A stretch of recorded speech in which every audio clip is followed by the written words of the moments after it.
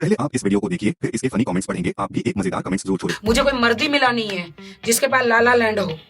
मुझे कोई मर्द तो मिले। वैसे मेरे को कोई दिलचस्पी अब नहीं है क्योंकि मैं वर्जिन हूँ। लाला लैंड में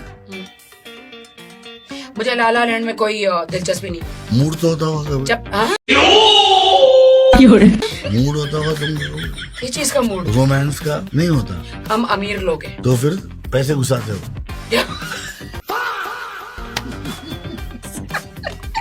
राखी को पहली बार अपने टक्कर का मिला है।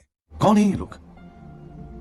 कहां से आते हैं? सचूतिया बात कुछ हो नहीं सकती। राखी ने सही में शर्म को डिवोर्स दे दिया है। क्या बात कर रहे हैं?